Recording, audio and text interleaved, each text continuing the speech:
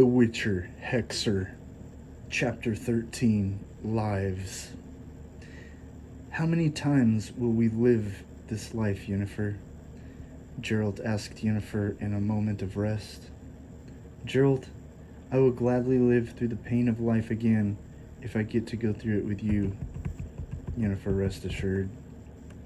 As people stopped floating in the air from the event after the falling of Divina, everyone went from floating in the air to floating in the waters that rushed in. Queen Cyrene filled the amphitheater with ocean water. The flood washed many beasts into the ocean, and also spread them about the land with a few people once the waters came back with the tide. Karma had a way with the people, as the good ones were left in the theater crater. The rest of the Naga were swept away and killed. Those of the snake people who tried to flee from battle met their watery grave in the sea by the thrashing of Queen Cyrene, Queen of the Sea. The ones who managed to escape the flash flooding had met their end by the blade of Geralt of Rivia. When the waters rushed under everyone as they began to fall one by one from the temporary suspension, Geralt had found a good tree to climb. Yennefer followed suit, and they were in neighboring trees, having their own treetop. Jaskier the Bard, Borch, Te, and Ve were on horses, guiding the other horses to safety upon the high hill with the royal stables for grazing. Once the waters rushed back to the ocean from where they came, Geralt and Yennefer were able to climb down to the ground unseen, since everyone else was either in the water that was trapped in the theater or spread about at a good distance from being carried away by the rush of seawater. Yennefer's original plan was to go to her horse and bring Geralt there to reunite back with his band of misfits so that they could join forces once again, along with the Forest Castle army and neighboring townspeople, since the announcement didn't need to be made concerning the severity of the situation. Everyone knew the importance of grouping together to fight the monsters. Even still, the bard Jaskier felt the need to use the horn atop the hill to address the people. The royal speaker horn was like a gigantic didgeridoo that was an ancient unicorn horn of the sea. Not a narwhal, but a giant seahorse, which was a sea unicorn. The gates of the horses' grazing area on the hill were made of the bones of sea unicorns. These ancient extinct creatures were used in battle by the armies of Queen Cyrene during the wars between the extinct bird people. This old race bred with the Queen's giant sea species, and it angered Queen Cyrene, so much so that she sacrificed many of the precious benevolent beasts that were not intended for war. She became furious with the fact that the bird people inherited the power of her people, on top of the power they already possessed.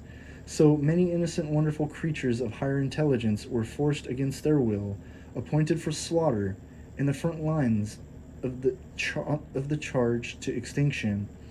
This proved to be effective, but instead of only one race becoming extinct, two were wiped out, blotted out of the face of the earth. In a single day, the day of bloodshed, the waters were polluted with blood from the abominable battle of Vindication. Geralt of Rivia knew of this war and of the powers the sacred bones held within these unicorn seahorse skeletons that were arranged in spectacular design. With Yennefer's mastery of magic, she would be able to duplicate the generating source of their ancient power. These animals were once large enough to seat the giants of old, who were sea giants.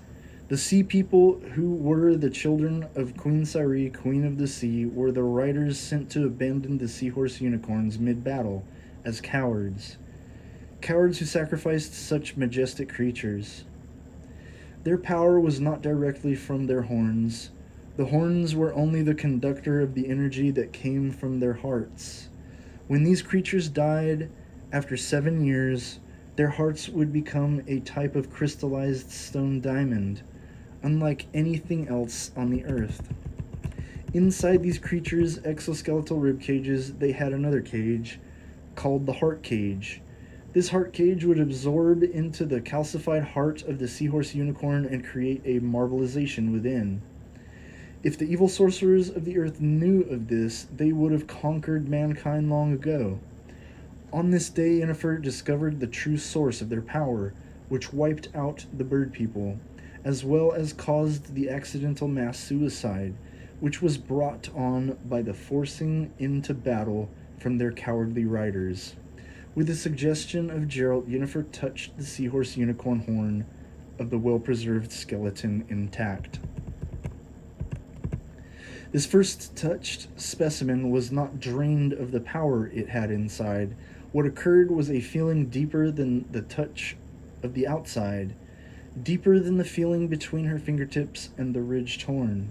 Yennefer sensed in this skeleton exactly where the true magic was coming from. Geralt had never looked more amazed than when he witnessed the surging light of the old encapsulated energy. Yennefer found the source where the energy was coming from once she touched that horn, which was the one fully intact skeleton left of all the other fossils and skeletons. All others had been stripped from the skull. Geralt's jaw dropped when he saw the actual magic in the air coming from the chest cavity, traveling up through the esophagus, up the spine, and to the skull, through the horn, then flowing up through Yennefer's arm, to her forehead. Geralt was commanded by Yennefer, "Geralt, I need you to use your sword and carefully separate the ribs to reach the solidified heart." Geralt did as she asked. He put his palm on the side of the blade to guide the edge with precision. As gently as he could, Geralt cut through to the heart. He then reached his hand inside and pulled out this petrified thing that looked almost like an egg, with a ribcage design melded into it. This! Geralt held the heart in the air. Yes, Geralt, this was the true power of the sea unicorn. Not the horn, not the horn like everyone assumed them to be. Yennefer spoke with excitement from this profound revelation of discovery. "How will you use this power?" Geralt asked, hoping she had an answer. "I wish I could tell you. It was some kind of feeling that came over me, like it was connected to me when I touched the horn. Please let me hold it. Will you remove the skull as well and give it to me with the horn still attached?" Yennefer had a good idea, and Geralt did as she asked. "Here, what will you do?" Geralt looked on like a curious child. "Let me concentrate." Yennefer closed her eyes for a second while she thought to connect her mind to this heart, and it worked. When Yennefer opened her eyes, the burst of magical energy burst out of the horn tip as this powerful light flowed through the air, coming from the heart in her hand. She positioned the skull in her lap while she sat at the edge of the hill with her back against the bone fence. The heart in her hands was just behind the back of the skull, and it dropped down in between her feet with the top of the giant skull at her knees. The horn pointed out, away from her, and it was a good thing because the blast would have blown a hole right through her. Geralt went running, crouched in a squatting position towards her, to point the skull downwards, towards the fleeing snake people. The first blast, once Geralt directed the stream down to land, hit the edge of the amphitheater closest to them. The water flew out of the crater unexpectedly, and it rained seawater all over the surrounding forest, making the wolves howl from surprise. Geralt smiled like a happy wolf, with lit yellow eyes, looking at Yennefer, who also became big and bright-eyed with a satisfying grin. "This is so gratifying," Geralt said, while he moved the energy blast stream through the crater, cutting through the running Naga. Geralt hit the first in the stomach while the snake man turned around to look back. The others ran with their heads turned around, and Geralt flicked his wrists to direct the burst to hit their faces. and their heads were evaporated off of their necks. Glorious, Geralt said as he held the skull while Yennefer held the heart. He tried to kiss her, and for a split second he did very strongly until she pulled back. That's dangerous. Are you trying to kill the both of us as well? I'm sorry, I couldn't help myself. I can see why you've become a sorceress. This feeling of magic flowing through my hands to strike our enemies with you is amazing, Geralt confessed. What are you talking about? You're a witcher. You blast your enemies on your own, from your own magic, Yennefer reminded Geralt. Yes, but this is different. You possess a much more powerful magic than I when it comes to energy blasts. Geralt tried to explain his feelings of reasoning. No, Geralt, this is different. You are correct about my own magic when I cause fires, but it drains me, as you know. This is different. This is not of my own, but the soul of these extinct beasts. Their essence is living inside their preserved hearts, Yennefer explained. I wondered if this was spirit energy. I knew it. Thank you for confirming my suspicion. Geralt lit up with even more excitement. You're as unbelievable as this very discovery. Yennefer looked shocked in her gleefulness. What do you mean? I wasn't going to kill us. I couldn't let us die so foolishly, Geralt said as the energy went back into the heart of Yennefer's hands. You almost did. You must control yourself better than that. Then she put the heart down quickly, grabbed Geralt by the sides of his jaw, and kissed him back very hard, to where it almost hurt the both of them. Now, if I didn't know better, I would have thought you were trying to kill me with your kisses. Geralt wiped his mouth in a taunting reply. Damn you, Geralt, let's go! Yennefer jumped onto her feet and went back to the town hill on her horse. Geralt followed close behind, and after running and jumping on his beloved steed, upon their horses they ran side by side, her black, his white steed. They chased the remaining retreaters of the snake people into the woods and cut them down. Geralt and Yennefer left no survivors. While she held the skull and heart in her bag, Yennefer was shown a twisted vision from S. She was shown what had happened to Haunch, the maiden who took the infant Sorella. The picture projected in her mind was so disturbing, she almost fell off her horse while riding to the castle. There was something like a force field that blocked them from riding any further. S was standing in front of them with this invisible shield preventing them from going forward. What is this, you bastard? Yennefer scolded the master druid. You didn't think it would be that easy, did you? S was gone as soon as he had appeared. Once the master druid left from his projection, there came the people Yennefer and Geralt saved from the amphitheater events. They spoke of their concerns, addressing their new leaders, which they all agreed and declared that they would follow Geralt and Yennefer in their quest to fight S and the Queen of the Sea, who they were terrified of. The people needed Yennefer's supreme power and Geralt's undying strength. Borch and Jaskiera the Bard had riled everyone up, and all the people of the land recognized Geralt and Yennefer as their strong leaders. The Viper Witchers had disappeared, as they were known to do, and it was thought that they went to follow the remainder of retreaters from the evil snake people to settle the score that had been long since in wait to be settled. How are we going to defeat this druid who has such power? Geralt sincerely asked Yennefer concerning what they had just encountered from S. We can do this together. We must save the child, Sorella. I hope to save her parents as well, but she is your main concern, as the fate of the world is up to her, your child of surprise. Yennefer stressed the importance Geralt knew already all too well. Then come with me. We must find a way to reach this S. Geralt tried to rush off in haste, but was stopped. Geralt, we cannot do this directly. We cannot penetrate the forest castle at this time. We also cannot go to fight directly with the Queen of the Sea.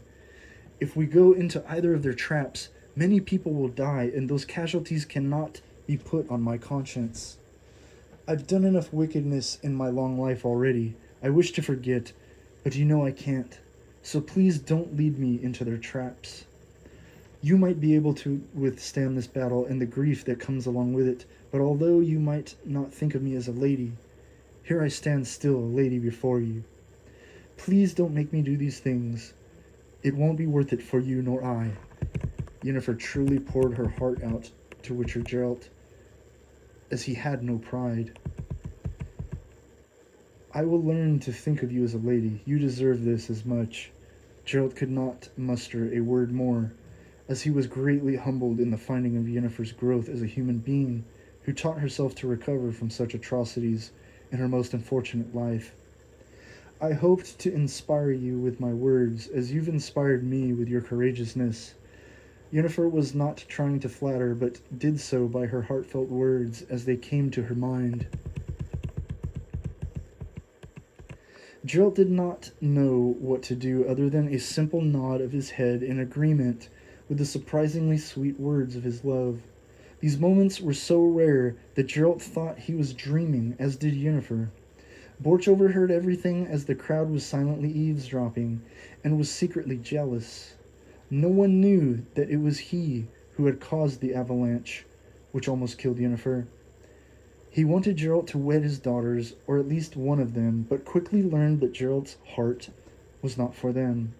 Soon as Yennefer came to them, Borch knew his wishes were to never become reality, and it became a hidden bitterness within his heart, which for a quick moment had some kind of hope for his daughters. He could not accept the fact that they were now to wed other men. Borch also knew that if he wanted to live, he never could speak of these things, not even to his own daughters. Tenve, for fear of word coming back to Geralt and Yennefer, Borch knew that he surely would be killed by either one of them, either Yennefer or Geralt of Rivia. The fate of the Maiden Haunch would never be known to anyone, since she was ultimately melted and turned into a soup. The Queen of the Forest was fed this soup that once was the possessed maiden, and this ritual as performed without the Queen's knowing, or so much as suspicion, had been carried out with masterfully clever hexation. The Queen became fully under S's spell of the underworld family curse, if she had not already been so fully consumed by the web of spells already influencing her every move. Now, every thought the Queen formed was influenced by the Master Druid S. There would be a solution to an escape besides death now for the damned Queen. She was damned as the Queen of the Sea, Queen Cyree, for she, too, was cursed by the fallen Trilzom, giving birth to 1,000 bastards of half Trilzom race, half sea giant. These would then reproduce like the spreading of wildfire, yet in the trenches through the deep abysses of the ocean underworld. These offspring of Trilzom and Queen Cyree were the most powerful creatures of all the monsters. They were born with power of the underworld, both land and sea, and also born of the powers of the ancient constellations, where godlike beings were birthed into chaos. These were the ultimate chaotic predators to fulfill the wishes of their fallen father and their bitter mother, Queen Cyree. Cyree was only comforted in the one thought she passed down to her children. She brainwashed their singular predatory minds to kill mankind, and all else who tried to stop them. Then they could live in peace, free of the restrictions the rest of the species of the world kept from her tyranny. It surely was a good thing that the many beasts and creatures of the sea left in disapproval of Queen Cyree to join Pavetta and Dooney's leadership. They began to thrive once they got to their ship with the aid of their new helpers. The Viper Witcher was a noble man, selfless in his convictions, leading Pavetta and Dooney to their ship. They were led to the portal whirlpools that were the secret entrances to their underground kingdom. Pavetta and Dooney were crowned king and queen there immediately after thinking it all was a dream, only to wake the next day in this palace, which was as big as the biggest cities of the land. Their crowns were familiar to them, as they were made of pearls, but were larger and much more significant than the ones they were used to in their time at the Forest Castle. The mysterious Viper Witcher who became Pavetta Anduni's loyal knight recruited the Cat Witchers to be helpers of the cause. They trained their armies well and developed an effective fighting style in order to combat the new breed of monsters. The children of Trilzum and Cyri were 1,000, and out of that 1,000 came 1,000,000, which after degenerated. Even still, those 1,000,000 from the 1,000 were strong, and their threat was as the 1,000, for they could fly anywhere, as well as swim anywhere. This made the army of Queen Cyri most dangerous, and anyone who learned of these new breeds of monsters knew they wouldn't stand a chance unless every last person and creature teamed up to fight against them. The word traveled quickly and spread to every corner of the earth. The land of the Griffins were notified as well, of the new kingdom led by Pavetta Anduni, who were growing in greatness. The Griffin Peninsula Island were an isolated, self-sufficient people whose large continent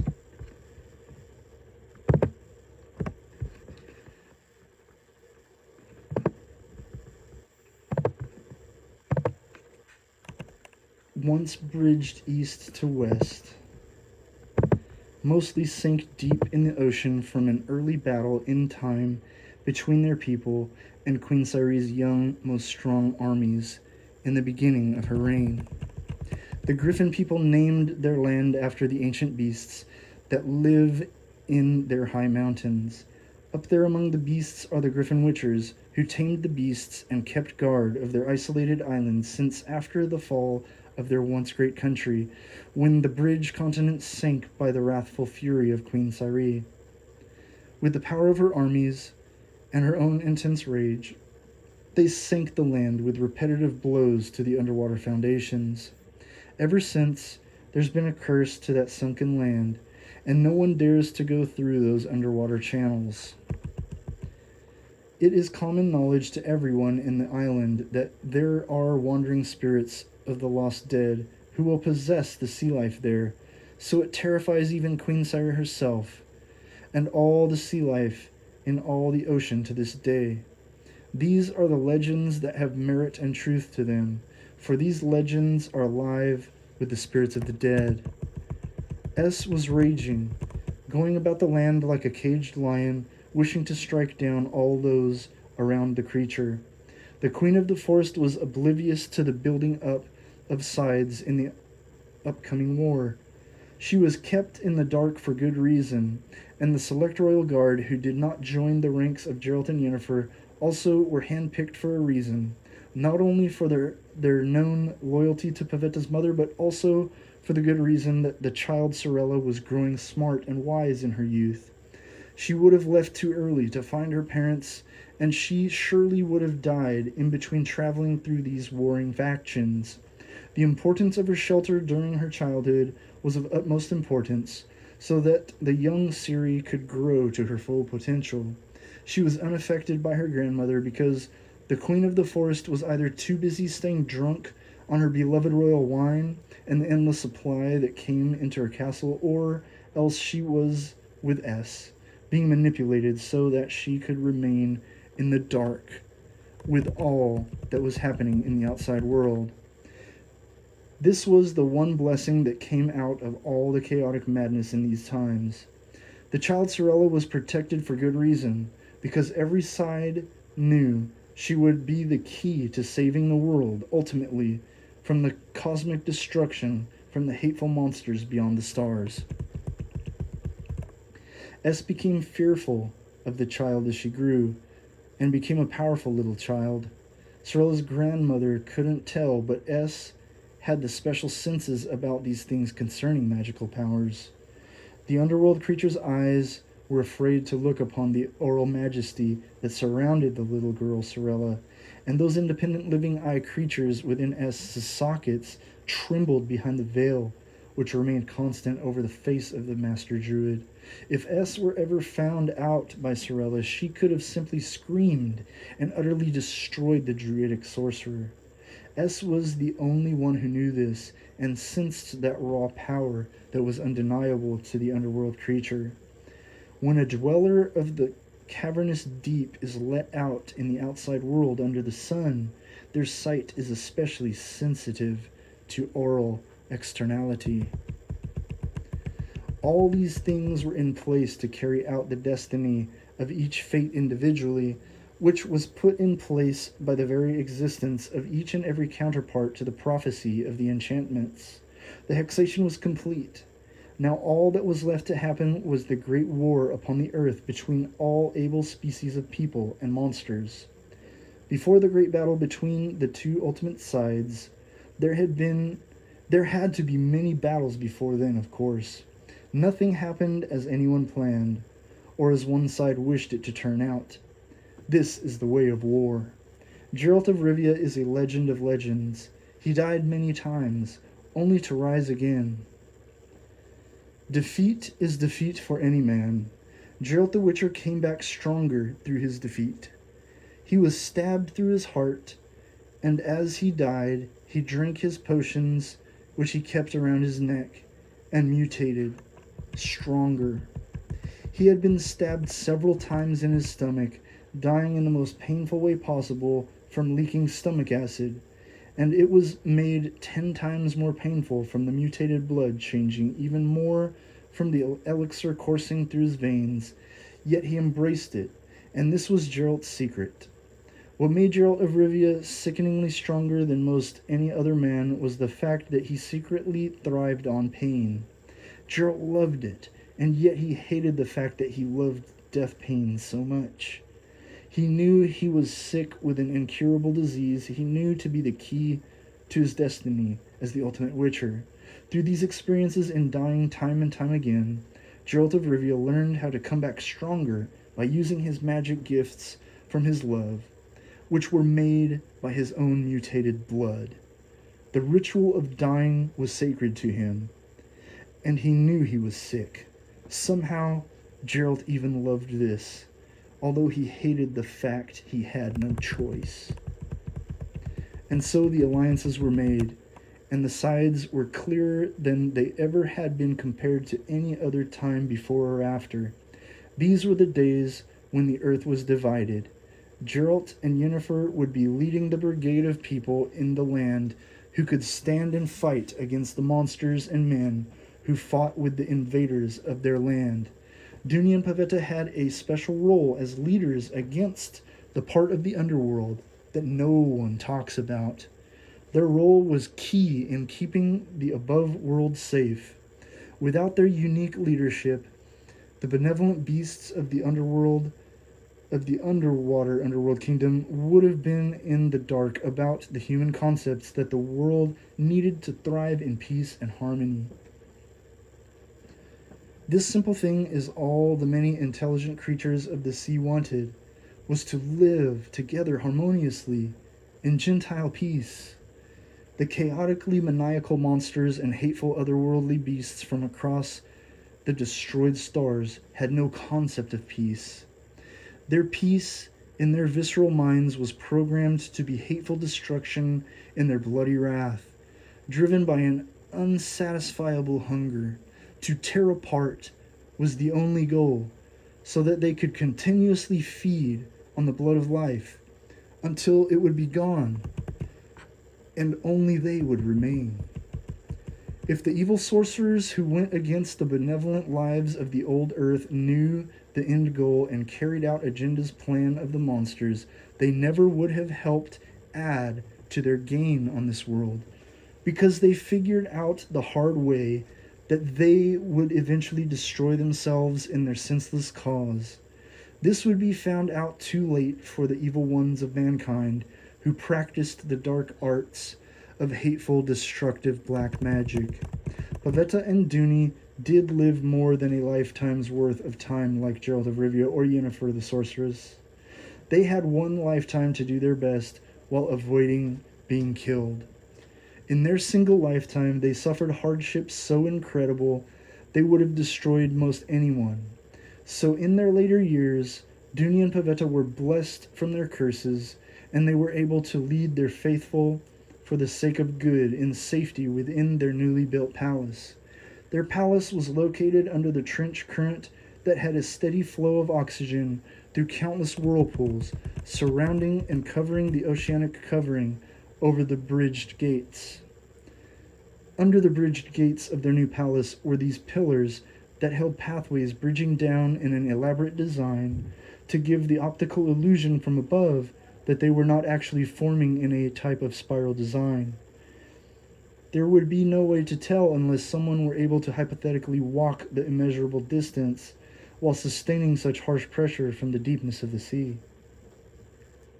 Platforms like walkway bridges were on top of these pillars that made the castle walls surrounding Duny and Pavetta's place.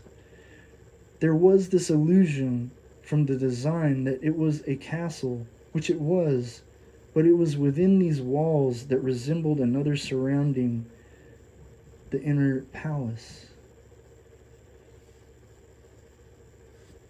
The court was a city within itself, with lush gardens with surrounding inner grazing yards for the livestock.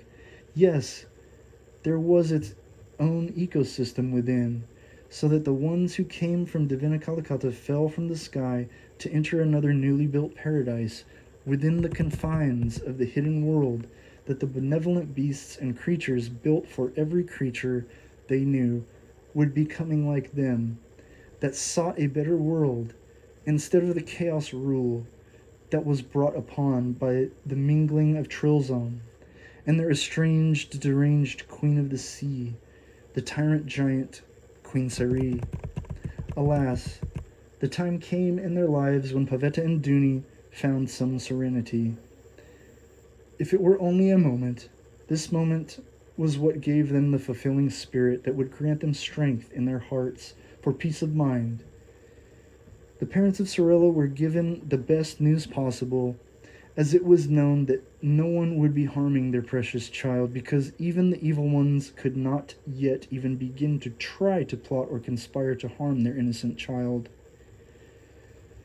Their young Sorella would be able to grow up without worry of the warring outside world, and S made sure of it, so the vile creature could keep her growing to her full potential.